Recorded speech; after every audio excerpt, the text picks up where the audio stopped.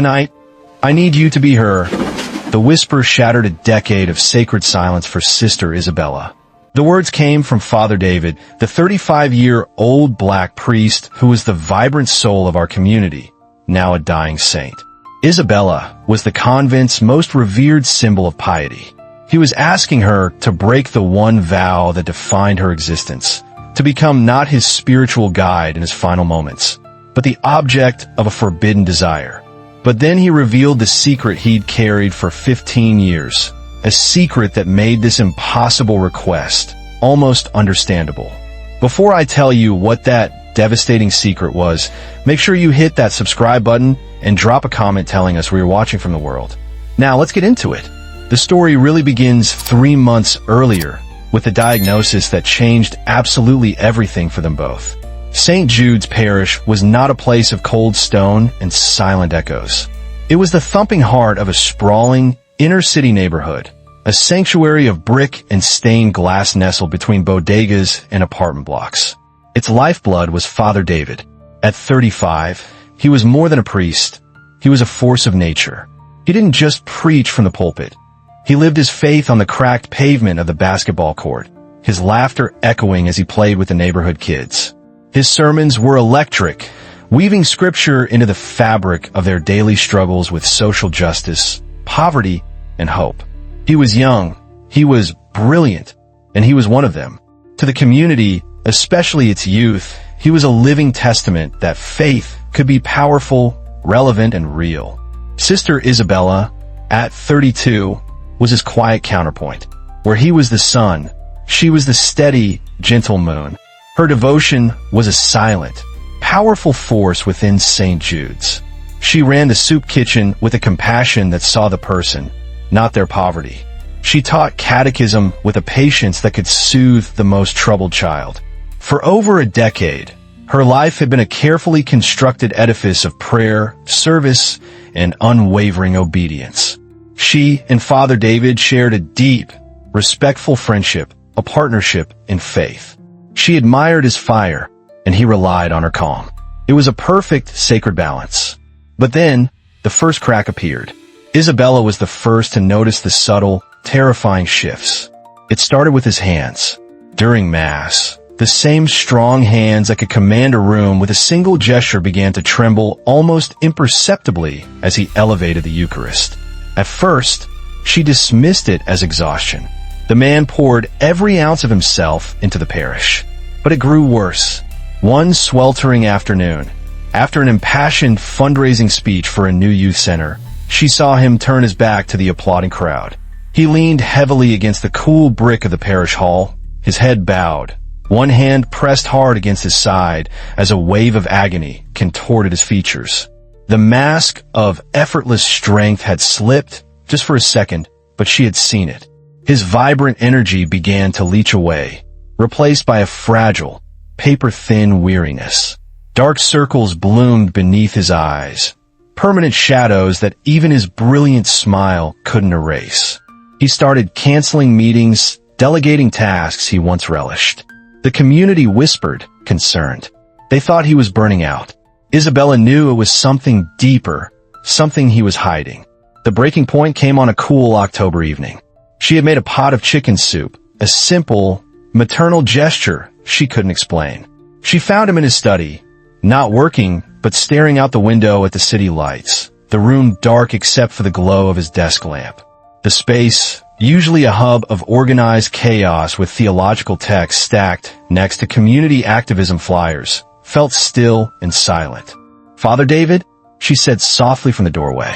He turned, and in the dim light, she saw the full weight of his suffering. He looked hollowed out. "Isabella, come in." She placed the soup container on his desk. "I was worried. You haven't been yourself." He tried to smile, a weak imitation of its usual power. "Just tired. There's a lot to do." Isabella felt a surge of courage she didn't know she possessed. "No," she said, her voice firm but gentle. "It's more than that. I see it. Everyone sees it, but they're afraid to ask. I'm not afraid. Please, David, tell me." Using his first name was a breach of protocol, a crack in their formal structure, but it worked. His facade crumbled. He sank into his leather chair, the sound of his sigh filling the room. He looked at her for a long moment, his gaze filled with a profound sadness. "I have cancer, Isabella," he said, the words heavy and blunt. "Pancreatic. It's advanced. The doctors, they gave me a few months. Maybe less." The words struck her with the force of a physical blow. The air rushed from her lungs. This vibrant, essential man was being erased from the world. But before she could offer a word of comfort, his expression hardened with a fear that seemed even greater than the fear of death itself. "But that's not what terrifies me the most," he whispered, his voice cracking. "I'm afraid of standing before God as an incomplete man, because there's a secret I've carried, a part of my life I buried to serve him, and I don't know if it was the right choice." The silence in Father David's study deepened, thick with the weight of his confession. The city hummed outside the window, oblivious to the shattering of a sacred world within. Isabella stood frozen, the revelation of his illness still echoing in her ears, now compounded by this new, cryptic layer of torment. A secret? For a man whose life was a testament to public faith and transparent leadership, the word felt alien. "What do you mean?" she finally managed to ask, her voice barely a whisper. David didn't answer immediately. He slowly pulled open a drawer in his heavy oak desk and removed a worn, leather-bound journal and a single, faded Polaroid photograph. He slid the photo across the polished wood toward her. Isabella picked it up with trembling fingers. It showed a much younger David, maybe 20 years old, his face free from the burdens he now carried. He wasn't wearing a clerical collar, but a university sweatshirt, his arm wrapped around a radiant young woman with bright, intelligent eyes and a laugh that seemed to be captured in the very emulsion of the film. They were standing on the steps of a building, a protest sign visible behind them. They looked invincible, incandescent with youth and purpose. "Her name was Amara," David said, his voice soft with memory. "She was my everything. We met in college. She was studying to be a community lawyer, wanted to fight the world's injustices. I was going to be a professor. We were going to change the world together." He spoke of a life so different from the one Isabella knew, a life of shared apartments, late-night debates, and a future mapped out not by vows, but by shared dreams. He told her about Amara's fiery spirit, her kindness, her unshakable belief in him. And then he paused, his gaze distant. The calling came. It wasn't a whisper, it was a roar. He explained that it wasn't some vague, spiritual longing. It was a direct, brutal response to a community tragedy. A promising teenager from their neighborhood, a boy David had been mentoring, was killed in a senseless act of gang violence. I saw his mother's grief, the hopelessness in the community. I felt utterly powerless. My academic theories, our protest signs, they felt like nothing. I became convinced that the only way to truly save souls was to dedicate my own completely and entirely to God. He described the agony of his choice, the gut-wrenching conversation where he told Amara he was entering the seminary. She was devastated. She argued. She cried. She begged. She said we could serve God together as a family. But I was resolute. I believed my path required a total sacrifice. I had to give up everything, including her. Amara eventually married another man and moved away. David heard she had a family, a good life. Then, 5 years ago, he learned she had died, suddenly, from an aneurysm. He had never seen her again after he left. Isabella looked from the vibrant woman in the photo to the dying man before her, finally understanding that his service to God was built upon the foundation of a profound personal loss. He pushed the leather journal forward. After my diagnosis, I started writing. Memories, regrets, letters to her. Letters I can never send. He opened it to a page near the end, the handwriting elegant but strained. "Please," he urged her, "read this last entry." She took the journal. The words on the page were a raw, uncensored cry from a man stripped of all pretense. "Amara, my love," it began, "soon I will see you again. But I go to my judgment with a soul half-lived. I have loved God with all my might, but I have starved the man he created. I have blessed marriages, baptized children, and preached of his boundless love, yet I have never known the simple, sacred love between a man and a woman. I ache with the ghost of your touch. My greatest regret, my love, is that I never gave us one night. One night to love you as a husband loves his wife, to feel that complete human connection before I close that door forever. Isabella's breath hitched. She felt like an intruder, witnessing a confession meant only for God and a ghost. She looked up, her eyes filled with a mixture of shock, pity, and confusion. It was then that he looked directly at her, his eyes burning with a desperate, terrifying intensity. "That is my last wish, Isabella," he said, his voice low and urgent, leaving no room for misunderstanding. "I want to fulfill the final words in that journal. I'm asking you to give me that one night. I want you, Isabella, to be Amara for me, just once, so I can finally make peace with the man I gave up to become the priest I am." The request hung in the air, monstrous and sacrilegious. Her world, built on order and divine law, tilted on its axis. Every vow, every prayer, every bead of her rosary screamed in protest. He was her spiritual brother, a dying man under her care, and he was asking her to commit a mortal sin, to shatter her sacred vows and his own in the most intimate way imaginable. The chair scraped loudly against the floor as she shot to her feet, her hands flying to her mouth. She backed away from the desk, from the journal, from him, knocking her chair over in her haste. Without a word, she turned and fled the room, leaving him alone with his impossible, heartbreaking request.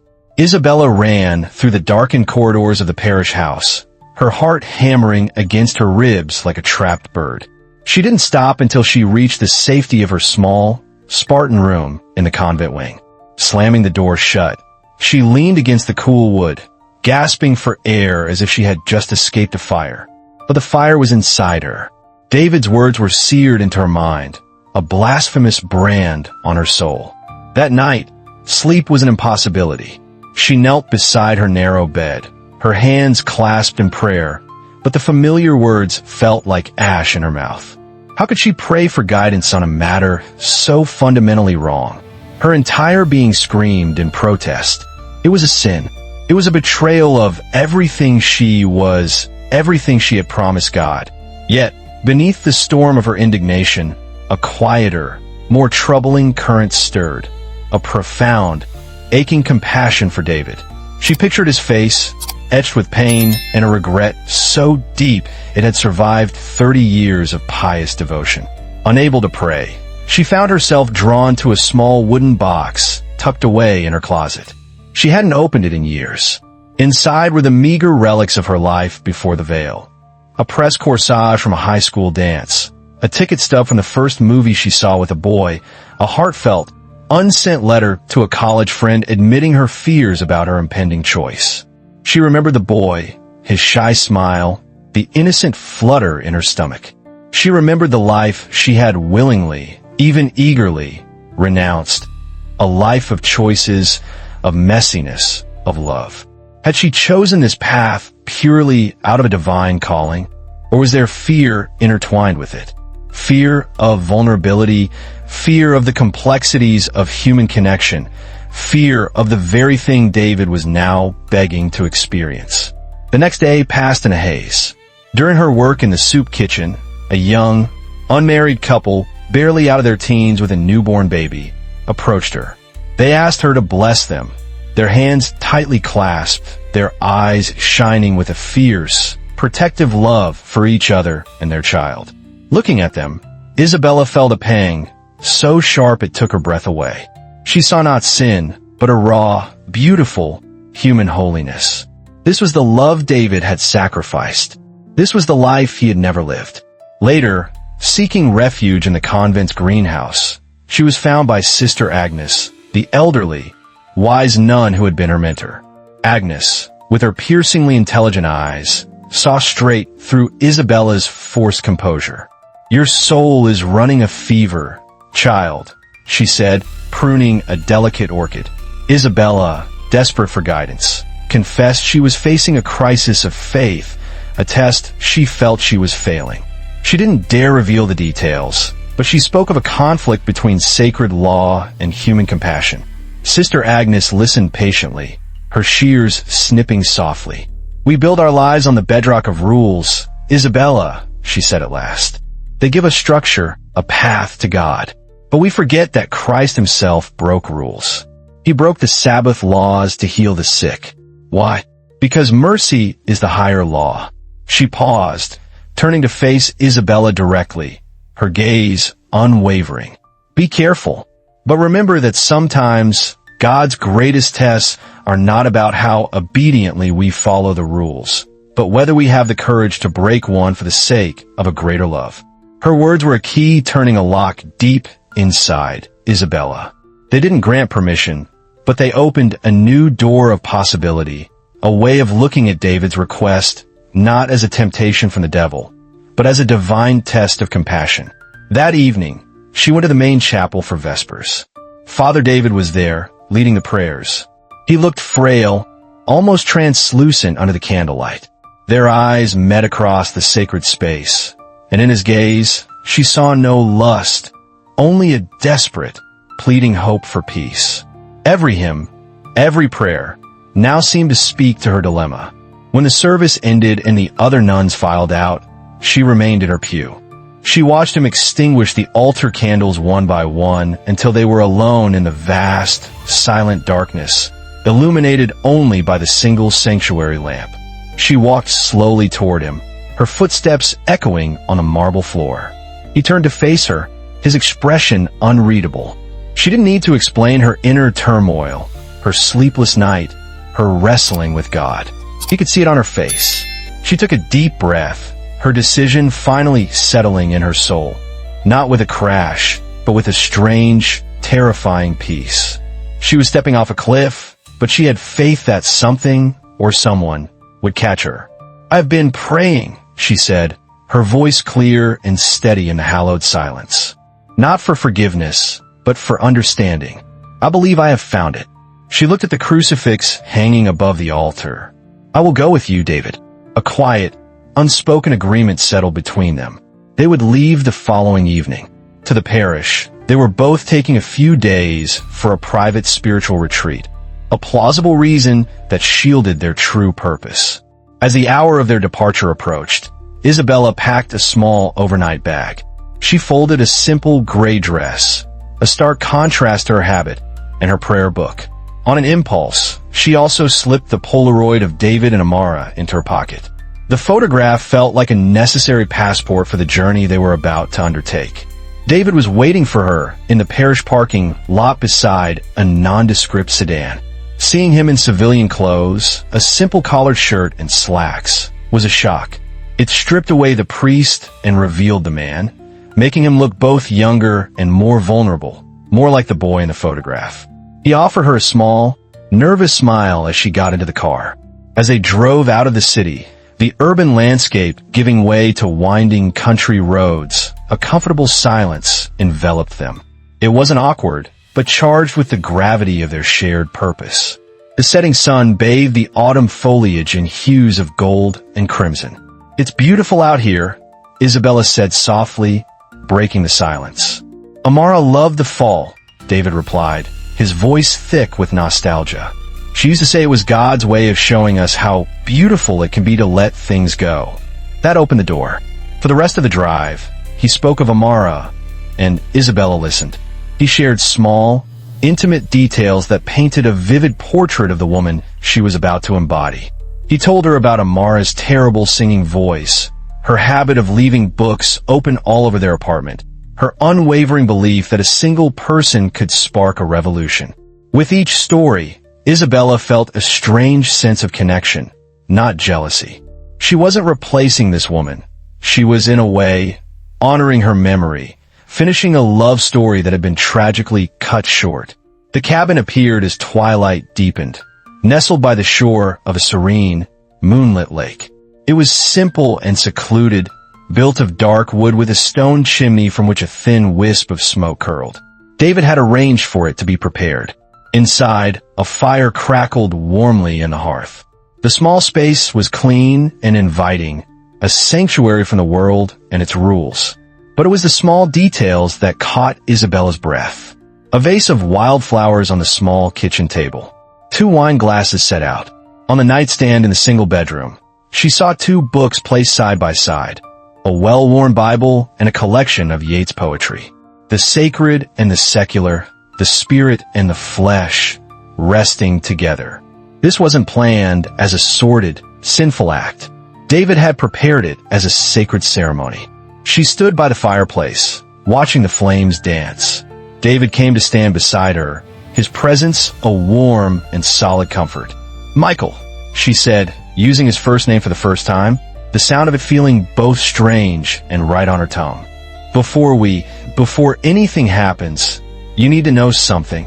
He turned to her, his blue eyes reflecting the firelight, waiting. "I've never been with a man," she confessed, the words rushing out in a quiet torrent. "Never been kissed, never even been held that way. The life you gave up is a life I never knew at all. I want you to understand that this is as much a discovery for me as it is a memory for you. I've been hiding from love my entire adult life, just as you have." A look of profound understanding washed over his face. He reached out, not with passion, but with infinite tenderness, and cupped her cheek. His touch was warm and gentle. "Then, Isabella," he whispered, his voice full of an emotion she couldn't name, "we will discover it together." What unfolded that night was not a sin. It was a kind of prayer whispered, not in words but in touch. It was the gentle, hesitant exploration of 2 souls who had denied their own humanity for the sake of heaven. For David, it was a final, peaceful reconciliation with the life he had sacrificed. For Isabella, it was the awakening of a part of herself she had long thought dead. In the quiet sanctity of that lakeside cabin, under the watchful gaze of the silent moon, they found not a breaking of vows, but an absolution, a profound, human grace that transcended rules and dogma. The next morning, Isabella stood alone by the shore of the lake. The water was still, reflecting the pale morning sky. She felt no guilt, no shame, only a deep, quiet peace. She had not lost her faith. She had found it, whole and complete, for the very first time. Father David passed away peacefully 3 weeks later, a faint, serene smile on his lips. Sister Isabella remained at the convent, but she was forever changed. Her faith was not weakened, but forged anew, deepened by a profound understanding of humanity. She learned that the highest form of devotion isn't about denying our humanity, but about embracing all of it. Our love, our fears, our vulnerabilities, and still choosing to serve a God who understands the complexities of the human heart. Have you ever been forced to choose between a sacred rule and a profound act of compassion? What would you have done if you were in Isabella's shoes? Do you believe that an act of love, even one that breaks the rules, can be more holy than a cold, merciless obedience? We invite you to share your thoughts in the comments below. We truly want to hear your perspective on this difficult choice. If this story about love, sacrifice, and the true meaning of faith resonated with you, please hit that like button and subscribe for more stories that explore the deepest questions of the human experience. Share this video with someone you know who believes in the radical power of empathy. We read and value every single comment you leave for us. More stories about impossible choices and the challenges of faith are waiting for you on the screen right now. Click on one of those to watch next. And we'll see you tomorrow with a brand new story about a stunning courtroom reversal you won't want to miss.